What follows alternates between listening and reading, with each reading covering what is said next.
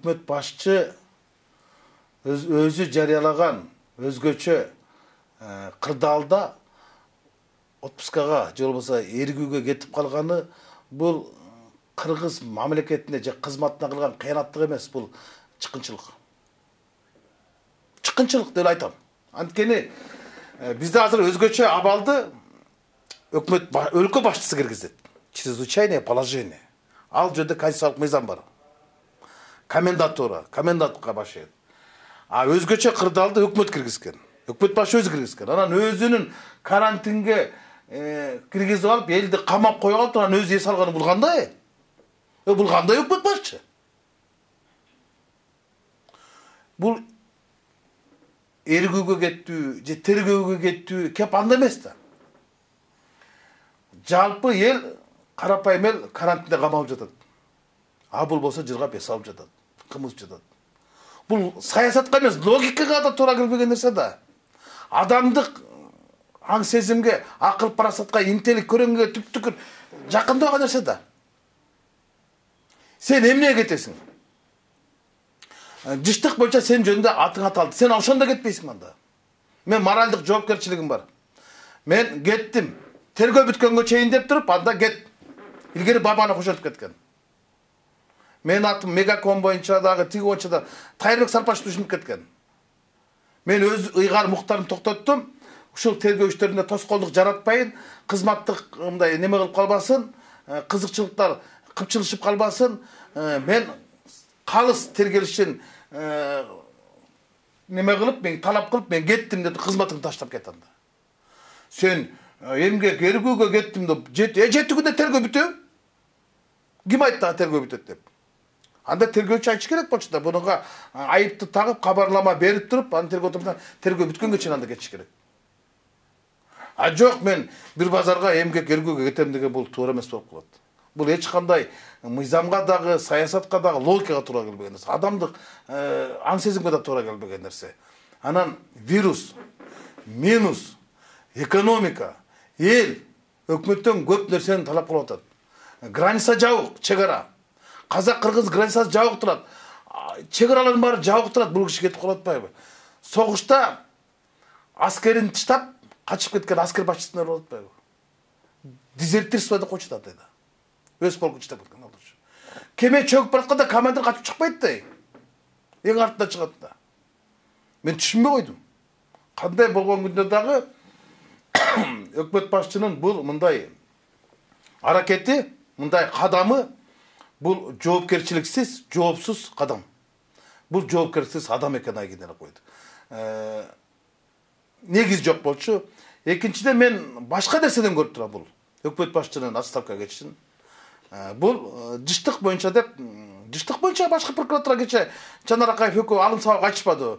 Жанар булар күнөрдө тиги булардырды бул предписание болгон 20 апрелде кайтарып калган деп атпайбы?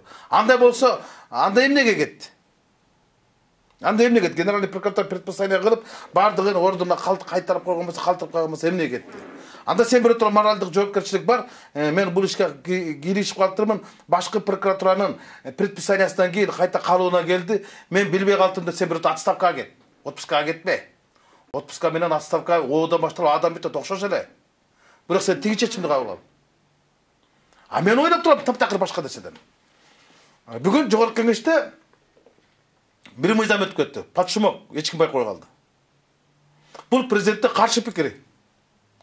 Biz özgöçe aval убагында 15 апрелде bir özgöçe мыйзамды кабыл алганбыз. Экмат Байпакбаев жанагы унга болгон кошумча нар салыгын бошотуу боюнча мыйзам жогорку кеңеште 15 апрелде кандай ызы чуу, кандай каршылыктар менен болгондо да өтүп кеткен. Күчкө салып отуруп, үч окууда кабыл алдырган. Өкмөт башчы корутунду берген, өкмөттүн токтому менен жогорку кеңеш киргизген, жогорку кеңештен суранган, үч окууда кабыл алып бергиле, азык-түлүк коопсуздугун эске алышыбыз керек, элибиз ачка калат деп отуруп мыйзамды алып кеткен, кабыл алдырып кеткен, 18 апрелде президентке кол койгон жөнөткөн. Президент буну 6 майда каршы пикирин жазып туруп, кайтарып жибериптир жогорку кеңешке. Бул деген нени билдирет? Бул деген өкмөт башчы же жогорку кеңеш президентти алдады дегенди билдирет.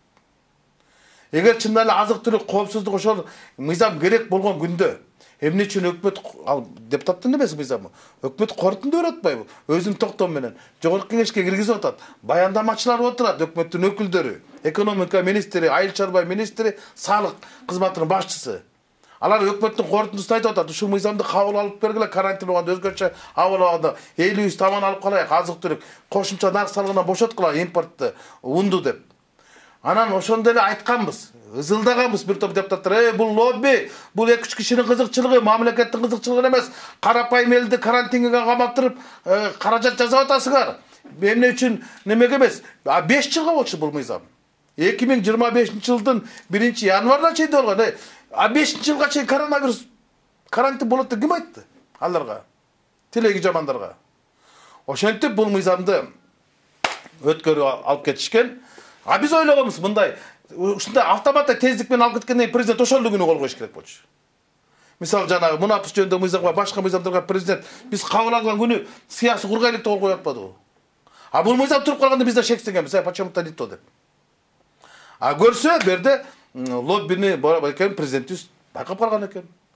Анан жазып атат өкмөт башчынын жазган катынын негизинде мен жогорку кеңешке кайтарам дейт. Өкмөт башчы бизди жогорку кеңешке киргиздирип, макулдук алып туруп, анан кайта президентке кирет айтып тур. Жок, мен жогорку кеңеш деген бул мыйзамды колдоп койгонум туура эмес, сиз кол койбоңуз, каршы пикириңизди берип кайта кайтарыңыз деп. Бул кандай анда? Мындайда өкмөт башчы кетиш керек отставкага, же жогорку кеңеш таркаш керек. Башка жок. Бул мыйзамды жогорку кеңеш аркылуу эксперимент өткөрүп биз оюн эмеспиз да. Автомат эмеспиз да биз. Үй чокууда кабыл алдырган мыйзам бузуу жол менен. Биз ошондой эле чындан эле өкмөттө коркунуч бар экен, салык кодексин өзгөртүү киргизип деп канчадан эме кылып туруп анан эмне үчүн бул 6-майда жогорку кеңешке келип түшсө бүгүн алып чыкты жөнүбүз. Эмне үчүн президент каршы пикир бүгүн чыкты? Бүгүн президент эргүүгө чыкты, мыйзам жогорку кеңештин немеси чыкты. Мен ушул жактан көрүп турам. Буну көп депутаттар деле эле салып алса керек да. Бирок эл билиш керек да, эмне үчүн бул мыйзамды карантин убагында депутаттарды кезек сессияга чакыртып, үч окууда кабыл алдырдыңар да, кайта каршы пикириңерди жазып жөнөтөдүңөр. Эмне кереги бар улам? Демек арда чоң кызыкчылыктар болгон. Демек арда упушение болгон. Өкмөт башчы өзү корутунду берип, менде турат. Өзү жакты 1-апрелде. 1-апрелде эми азыр айтпасын 1-апрел. Бул алдамай күн экенди алдап кетпесин. Бирок 1-апрелде өкмөт башчыны Абылгазиев кол коюп атат. Корутундусу жактырсын, жогорку кеңешке жөнөтөсүн деп. Жогорку кеңештикке суранып атат, үч окууда кабыл алып берип деп. Кабыл алып берип атса, анан президент каршы пикирин билдирет. Анан президент көргөндө жазып атат, жогорку кеңеш кабыл алган мыйзамга кол койбоңуз дейт. Бул кандай анда? Бул кандай? Анда ошол добуш берген депутаттар бар кандай болуп калат? Азыр бардыгын. Алардын баарын сатты да анда.